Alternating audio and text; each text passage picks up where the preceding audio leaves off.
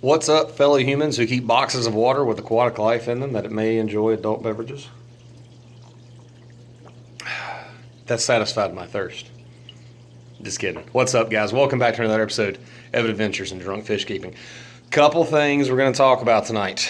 One of which, and this is a big thing, is the M90. I haven't shown you guys the M90 in forever.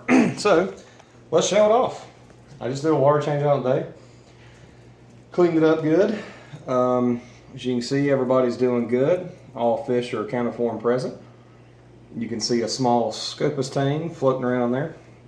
And this guy's probably, overall diameter, probably a 50-cent piece. He's no bigger than that right there. Gotcha. Nah, he's in here. He's hiding. He's still shy. I just put him in today. There he is. You can see him kind of in the back there, but you see the little bicolor blending popping out of the barnacle there. But the bubble's doing good. The blasted mooses are doing good. The leather's kind of going down for the night. Still got both frost bites. Still got both the purple firefish. All the mushrooms doing good. These redactus are doing exceptionally good. And got some zoas back here that I took out of my tank because my girlfriend needed some zoas in hers. M90's still doing good. Still running AI Prime on it. I've done other videos on this as far as like filtration in the back, some things you might want to modify, some things you might want to change. Overall though, long term, had this tank now almost a year. Actually next month this will be a year for this tank. And it's done amazingly well. Hagen Fluval has always made great products. You guys watch the channel, you know that I've had Flexes, I've had Evos, I've had a couple Fluval tanks, and they always stand up good quality glass. They're well built, they're sturdy. They're kind of pricey, but in the fish keeping world, you pay for what you get. So spending $150, $160 on a 15-gallon tank may seem expensive when you can buy a standard 10-gallon rim tank or a 15 or 20-gallon tank with everything you need for that kind of price. The look and the quality, it's hands down way better. As you can see, year running, and the seam lines, perfect.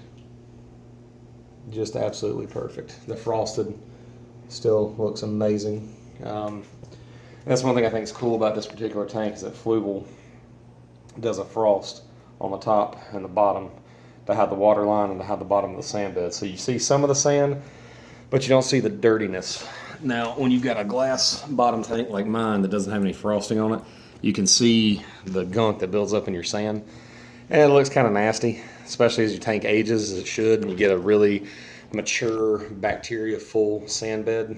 It kind of looks crummy, but frosted glass makes that cool. Now, on to the next thing. Talking about paying what you get for.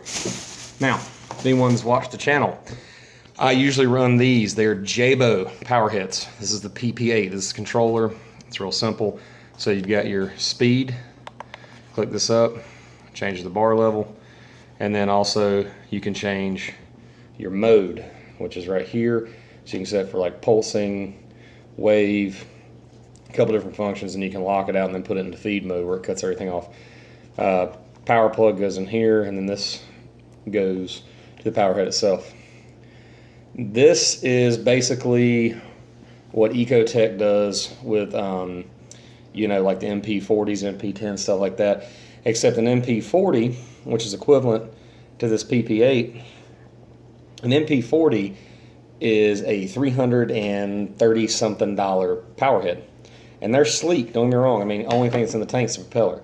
Your entire magnetic base and core are outside the tank. So if they ever short, you don't have to worry about it actually, sending current through the tank. But, like I said, you pay what you get for. These normally retail on Amazon for about $65 to $70. But having spares is a benefit because both of my PP8s went out within 2 days of each other this weekend. Now, when you keep a tank, especially a larger tank, oxygen turnover is one of your biggest things, because without that oxygen turnover, your water will get stale. it will start losing its oxygen exchange, especially if you don't have a sump. Luckily enough, having a sump that does allow for the water to cascade, run over a couple baffles, and get pumped back up. So there is flow for it to build some gaseous exchange up, but having a water turnover in the tank is where you keep your dead spots from occurring. You don't have food and detritus come down. You don't have a lot of issues with what I would like to say dead spots when you have proper flow in the tank. Not having power heads running for a couple hours can cause some damage in a tank, so keep spares. At which point I keep like these high door, and this is about a 1,200 gallon per hour high door. They're not programmable. You plug them up, they're there, that's it. That's all there is to it. Fairly cheap. You can pick these things up for about 60 bucks. So I buy those as backups. I had these two to begin with, so I've got power heads in my tank. But I actually just bought one of the Jabo CP120 gear pumps, which is Geyer. It's spelled G-Y-R-E. I can't pronounce it right, but that's its. Sorry, I'm watching the Adventures in Drunk Fish Keeping dog do weird stuff. Anyway, I've got one of those coming. It should be here tomorrow, so I'm gonna put that in. I'm gonna show you guys how that works on the tank. And basically, the Geyer effect is it shoots water across the top, and since these are shaped more like this, so they would be mounted on like your tank wall instead of like a cone-shaped normal power head, you can push water this way over the top to get your flow, and then it'll suck it back up on the bottom. Should help to eliminate dead spots. And while I'm holding the stick, it's for my freshwater tank. I want to make my own tree. So found some pieces of stuff at the local LFS, small twig-like structures that once were in one piece. And I'm going to take some super glue and I'm going to make my own tree. And I'm going to put it in my tank, and I'm going to attach some baby teardrop to it.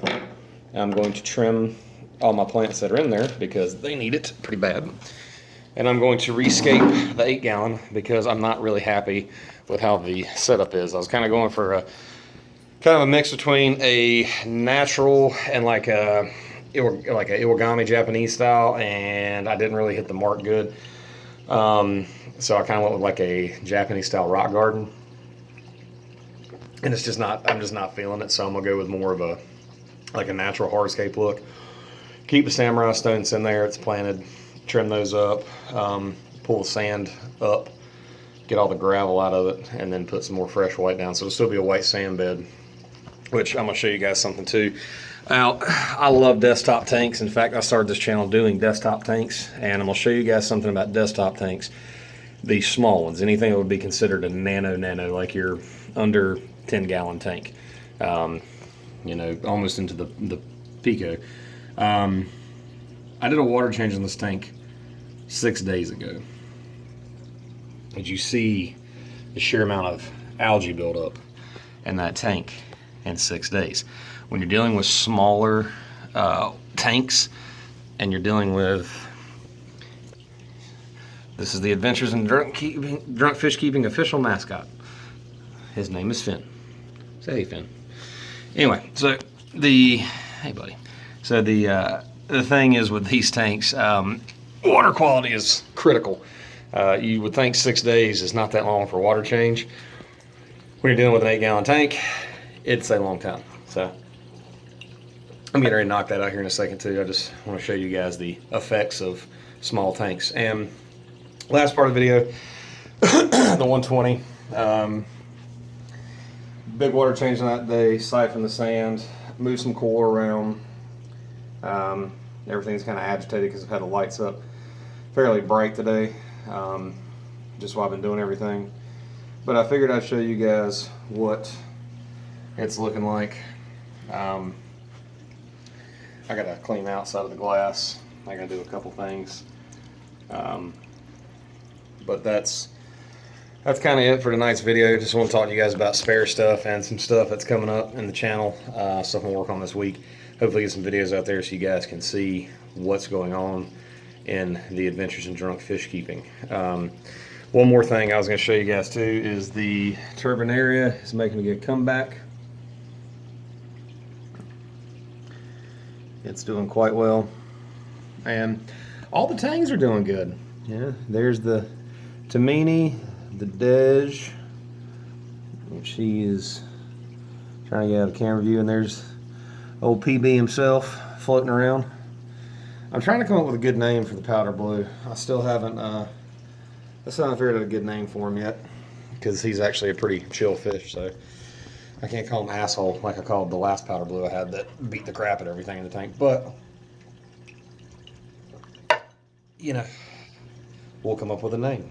Put it in the comments. Anyway, guys, like I said, keep spare stuff. It's a lifesaver when you're in a crunch, especially if you don't feel like going and spending $100 on something that day. M90 looking great, and I'm gonna re-aquascape the 8-gallon in the next day or two. So I'll post a video of that and show you guys my attempt at making my tank look not like a giant ball of algae. Anyway, you guys have a good night. As always, like the video, subscribe if you like the channel, and keep doing stuff. If there's anything you guys want to see or questions on, put them in the comments. Stay pretty active on those. So, like I said, anyway, have a good night, guys. Appreciate it.